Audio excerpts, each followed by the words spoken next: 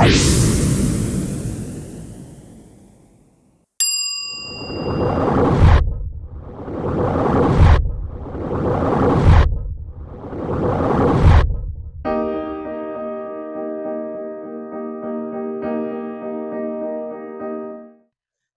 दोस्तों, आप सभी लोगों का एक बार फिर हार्दिक स्वागत है।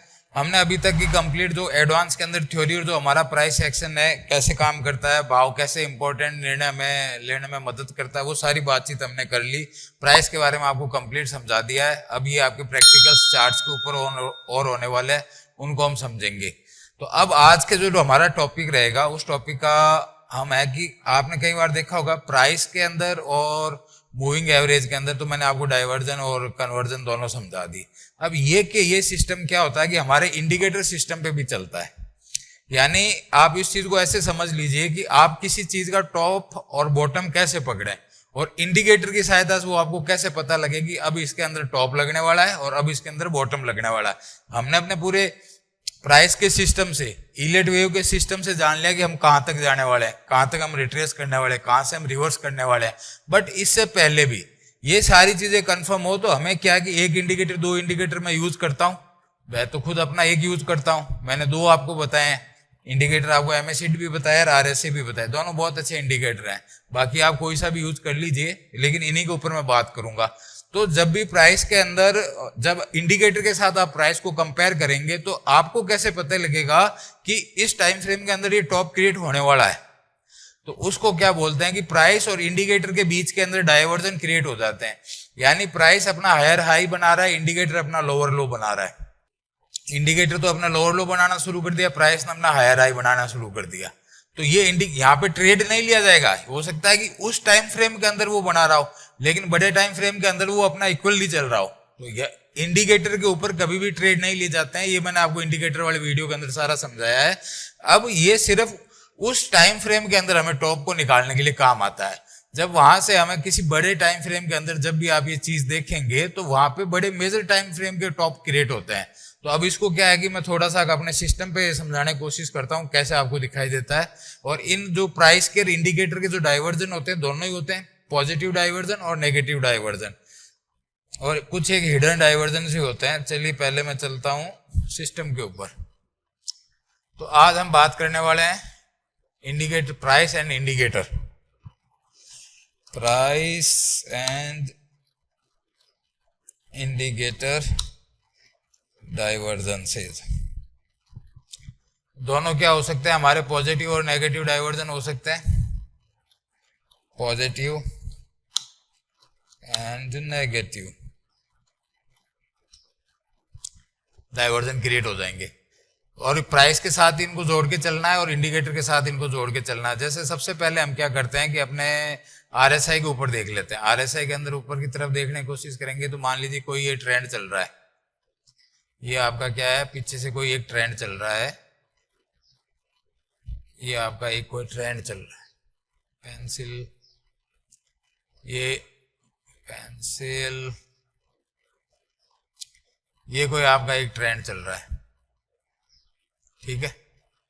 और यहाँ पे आपने क्या लगा रखा है, आरएसआई।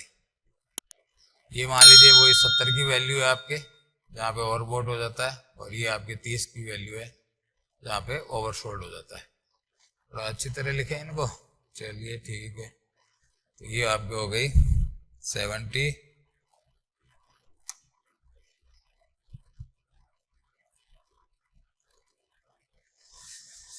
ये 70 की वैल्यू क्या हो गया, नंबर लॉक्स पड़े हैं क्या? नंबर लॉक पड़े हैं। ये 70 की वैल्यू हो गई, ये आपकी हो गई 30 की वैल्यू। ओवरबॉट ओवरसोल्ड दोनों जोन लगा लिए, प्राइस आपका ऊपर चल रहा है। आपको क्या समझ में आ रहा है, 1 2 3 4 5, एक लेग हमने कंप्लीट करी। अब हम करेक्शन करने वाले हैं। ये कोई भी टाइम फ्रेम हो सकता है, 15 मिनट, आधा घंटा, 1 घंटा, उससे आपको कुछ नहीं करना है। मैं जो चीज समझा रहा हूँ उसके ऊपर फोकस करो आप। वो ये चीज है कि जब ये आपका, ये जब प्राइस नीचे से लग रहा है तो ये लगभग ओवरसोल्ड जोन से ऊपर की तरफ निकलेगा ना। तो ये यहाँ गया, फिर इसने अपना एक ओवरबोट बनाया, फिर ये नीचे आया, फिर ऐसे गया, फिर ऐसे आया, फिर ये ऐसे आया, ठीक है। अब यहाँ पे आप क्या देखोगे कि ये यहाँ पे वापस नीचे की तरफ मूव कर रहा है। और वापस एक हाई की तरफ बना रहा है, यानी ये जो फिफ्थ लेग होगी, फिफ्थ के अंदर भी जो ये फिफ्थ लेग होगी, ये वाली, कौन सी वाली, फिफ्थ के अंदर भी ये जो फिफ्थ होगी, इस फिफ्थ के दौरान आप क्या पाएंगे कि प्राइस तो ऊपर की तरफ चल रहा है। हालांकि जब भी ये डाइवर्जन क्रिएट कब होंगे, जब प्राइस और इंडिकेटर के अंदर डाइवर्जन तभी क्रिएट होंगे जब आपकी बाजार के अंदर फिफ्थ लेग चल रही होगी। मैंने यहाँ पे क्या बात की, टॉप और बॉटम की बात की। टॉप और बॉटम कब लगते हैं, जब करेक्शन पूरी होती है तो हमारी ए बी सी के अंदर भी फिफ्थ लेग लगती है, और जब हम ऊपर की तरफ जाते हैं तो 1 2 3 4 5 जो लास्ट वाली हमारी इंपल्स है उसके अंदर, और उसके फिफ्थ लेग के अंदर। हालांकि शुरू हो जाएगी, लेकिन अभी प्राइस को कहां तक एक्सटेंड करेगी, ये सबसे पहले हमें इंडिकेटर के अंदर हमें यहाँ पे दिखाई देना शुरू हो जाएगा। इंडिकेटर हमारा क्या करेगा कि ये ऐसे आएगा, ऐसे आगे, ऐसे आएगा, और प्राइस हमारा क्या होगा, ऐसे हाथ से। तो आप यहाँ देखेंगे प्राइस तो हायर हाई बनाता जा रहा है, और इंडिकेटर हमारा क्या कर रहा है, ये नेगेटिव बनाता हुआ जा रहा है। तो ये पहला डाइवर्जन होगा कि अब आप एक टॉप के आसपास पहुंचने वाले हैं। जैसे उदाहरण के तौर पे बताऊं कि निफ्टी जैसे मान लीजिए 17,000 चल रहा है, आपको लग रहा है कि 17,000 की 100 के आसपास इसकी फिफ्थ लेग कंप्लीट हो जाएगी, आपने ये सोचा, लेकिन वो 17,100 से भी ऊपर 17,200 250 की ओर ट्रेड कर रहा है, और नीचे एक तरफ आप देख रहे हो कि 17,000 से लेके 17,100 के बीच के अंदर प्राइस के अंदर हल्के हल्के डाइवर्जन आ रहे हैं, और जब वो 250 के ऊपर प्राइस चला गया 250 के ऊपर 17,250 में तो प्राइस खड़ा है और डाइवर्जन कंटिन्यू क्रिएट हो रहा है उस टाइम फ्रेम में, तो वो आपको शार्पली जब भी अब आपका ये काम क्या है कि अब आपको इंडिकेटर ने भी शो कर दिया, इंडिकेटर और प्राइस के अंदर डाइवर्जन हो गए। अब जब भी ये प्राइस अपना इस लेग को काटने की कोशिश करें नीचे की तरफ और अपना ए बनाने की कोशिश करें, क्योंकि जब डाइवर्जन क्रिएट होंगे तो प्राइस के अंदर फॉल आएगा, वो एक शार्प फॉल आएगा, है ना। ऊपर की तरफ जाएंगे लोग, इन डाइवर्जन के चक्कर के अंदर ही पड़े रहेंगे, लेकिन यहाँ पे 100 से लेके ये 250 तक की रैली कर चुका है। अब वो जब वो प्राइस का डाइवर्जन कंप्लीट हो जाएगा तो ये जो हमारी ए वेव बनेगी यहाँ पे, तो एक थोड़ा सा शार्प, मतलब उसके अंदर थोड़ी तेजी होगी, और ये प्राइस का डाइवर्जन, और हम क्या करेंगे जल्दी सीधा का सीधा क्या पहुंच जाएंगे, ओवरसोल्ड जोन के अंदर पहुंच जाएंगे जब ये लेग कंप्लीट करेंगे। तो ये हमारा कंफर्म क्या होगा, टॉप कंफर्म हुआ। किसी भी टाइम फ्रेम का ये टॉप हो सकता है। इसी तरह जब आप नीचे बॉटम को फाइंड आउट करेंगे तो मान लीजिए ये चल रहा है, ये 5वीं लेग आ गई आपके, अब 5वीं लेग आ रही है, आपने मान लीजिए इसको, ये आपकी सी बी कंप्लीट हो गई, यहाँ पे बी कंप्लीट हो गई, यहाँ सी कंप्लीट होने वाली है, और आप 5वीं लेग देख रहे हो। 5वीं के अंदर भी आप ये देख रहे हो ये 5वीं बन रही है, इस लेग की भी ये 5वीं लेग यहाँ पे तैयार हो रही है, और आप यहाँ पे ये देखते हो कि हम और बॉट जोन और शॉर्ट जोन से क्या कर रहे हैं, ऊपर की तरफ चल रहे हैं और एक हायर हाई बनाते हुए जा रहे हैं। यहाँ तो प्राइस नीचे की तरफ मूवमेंट करता हुआ दिखेगा, और यहाँ प्राइस क्या करेगा, इंडिकेटर हायर हाई फॉर्मेशन बनाना, यानी इंडिकेटर आपको पहले इंडिकेट कर देगा कि आप बॉटम के नजदीक है, इंडिकेट आपको पहले इंडिकेट कर देगा कि आप टॉप के नजदीक है, उससे पहले आपको डाइवर्जन नहीं दिखेंगे। अब मान लीजिए डाइवर्जन 15 मिनट के अंदर बन रहे हैं, लेकिन 1 घंटे के चार्ट देख रहे हैं, वहां पे RSI आपकी एकदम सही काम कर रही है, तो वो 15 मिनट के टाइम फ्रेम के दौरान ही हल्की सी करेक्शन लेगा, क्योंकि प्राइस के अंदर मजबूती है तभी तो ऊपर जा रहा है। तो हमें उस ट्रेंड को नहीं छोड़ना है उस दौरान। जब प्राइस वापस नीचे रिट्रेस करके वापस ऊपर की तरफ निकाले तो वो ट्रेंड बहुत फास्ट मूव होगा, क्योंकि 1 घंटे के अंदर डाइवर्जन नहीं है। जब 1 घंटे के चार्ट के अंदर डाइवर्जन बनना शुरू हो जाए तो आप समझ लीजिए कि अब एक बॉटम इस टाइम फ्रेम का या एक टॉप इस टाइम फ्रेम का बनने वाला है। डाइवर्जन का सिर्फ इतना ही यूज है, ये जब भी आपको दिखाई दे तो आप ये समझ लीजिए जो भी ट्रेंड चल रहा है वो उस टाइम फ्रेम के अंदर ट्रेंड एंड होने वाला है। ट्रेड नहीं लेना है, ट्रेड प्राइस के कंफर्मेशन पे ही लेना है। जैसे ही हमारा हायर आई, हमारी लेग कंप्लीट हो गई, एक तो हमने ये कंफर्म कर लिया, प्लस हमने फिबो एक्सटेंशन लगा के कंफर्म कर लिया कि हमारा टारगेट वहां पे मीट आउट हो गया, हमने ट्रेंड लाइन खींच के कंफर्म कर लिया, 2 और 4 और 1 3 को मिला लिया, तो हमारी 5 लेग ऊपर की तरफ चली गई। जब ये 5 ऊपर की तरफ काम कर रही होगी तभी ये डाइवर्जन आपके क्रिएट होंगे। इसको एक बार मैं वापस हिस्टोग्राम के ऊपर और समझाता हूं, उससे आपको और क्लियरिटी होगी। एक नया पेज ले लेते हैं अपन। डाइवर्जन की बात करें, मान लीजिए ये एक ट्रेंड है, ये 5th लेग है, एक चैनल बना लेंगे हम 2 और 4 का, एक चैनल बना लेंगे हम 1 और 3 का। ये हमारा 5th लेग यहाँ पे कंप्लीट हो गया, क्योंकि 1 और 3 जो चैनल आगे एक्सटेंडेड होगा और वहां पे यदि प्राइस आगे होल्ड करती है तो वो क्या होता है, हमारा 5th लेग कंप्लीट होता है, अब हम रेडी हैं, किसी भी टाइम फ्रेम का हो सकता है, उसके अंदर आपको ध्यान नहीं देना है। अब यहाँ पे पहुंच गए, अब आपका आरएसआई सॉरी प्राइस तो यहाँ पे, आरएसआई यहाँ पे। अब ये प्राइस क्या करता है, यहाँ से भी ऊपर चलता है। ये जो सबसे लास्ट के अंदर जो प्राइस और इंडिकेटर के अंदर डाइवर्जन आएंगे, वहां पे प्राइस ऐसे घिस घिस घिस घिस के ऊपर चलेगा, है ना। और इंडिकेटर क्या करेगा, आपका ऐसे ऐसे ऐसे ऐसे ऐसे ऐसे बढ़ाना शुरू कर देगा। यानी इंडिकेटर के अंदर जो प्रीवियस हाई बना है, ये आप ये इंडिकेटर का हाई मानिए, ये प्रीवियस हाई एच से रिप्रेजेंट कर रहा हूं, और जो ये हाई बना है, इन दोनों के अंदर क्या है, ये लोअर हाई बना है। प्राइस के अंदर क्या हुआ, जो ये हाई बना है उसके हाई के, मान लीजिए यहाँ पे कोई एक प्राइस का हाई बना है और यहाँ पे एक हाई बना है। तो प्राइस के अंदर आप क्या देख रहे हैं, प्राइस के अंदर तो आप सीधा सीधा देख रहे हैं कि ऊपर की तरफ जंप है, इंडिकेटर के अंदर नीचे की तरफ जंप है। तो ये आपका क्या हुआ, कंफर्म हो गया ना डाइवर्जन, यानी 5th लेग वो कंफर्म हो चुकी है। डाइवर्जन लगते ही आप ये मान लीजिए 5th लेग कंफर्म हो गई, अब आपको रेडी रहना है, कभी भी ये माल आपका छुड़वा सकता है। जब भी ये अपने इसी टाइम फ्रेम के अंदर काम करते हुए, इसी टाइम फ्रेम के अंदर काम करते हुए, या इस लेग को आते हुए इस हाई या इस लो के नीचे ट्रेड करना शुरू कर दे, तो ये आपका कंफर्म हो जाएगा। फर्स्ट स्टॉपेज इसका यही होगा, फिर यहां से जाएगा, फिर इसको नीचे काटेगा, और एक नए चैनल यानी करेक्शन के अंदर क्या करेगा, ये अपने इस चैनल को ब्रेक कर देगा। समझे आप, इस चैनल को ब्रेक कर देगा इस करेक्शन के अंदर। तो इंडिकेटर से हमने क्या देखा, प्राइस को और इंडिकेटर दोनों के डाइवर्जेंस को मिलाया, डाइवर्जेंस जहां क्रिएट हुए वहां पे हमारी 5th लेग कंप्लीट हो गई। अब हमें प्राइस के एक्शन को देखना है, जैसे ही वो वहां से रिवर्सल लेना शुरू करता है, हमें अपनी पोजिशनों से एग्जिट हो जाना है। यदि हमें लंबे टाइम फ्रेम के ट्रेंड के अंदर काम कर रहे हैं तो कोई दिक्कत नहीं है, 15-20 मिनट 1 घंटे के चलते रहते हैं। लेकिन 1 घंटे के अंदर यदि डाइवर्जन क्रिएट होते हैं तो 1 घंटे की करेक्शन आप सभी लोग जानते हैं लगभग 1 महीना के आसपास चलती है। तो फालतू 1 महीना अपन उस चीज को क्यों वेट करें। तो यदि हमने वहां पे कुछ पोजीशनें क्रिएट कर रखी है तो 50% हल्की कर दें, 50% को पड़ी रहने दें। तो इस तरह से क्या होता है कि ये सारा का सारा डाइवर्जन का खेल होता है, 5th लेग का खेल होता है।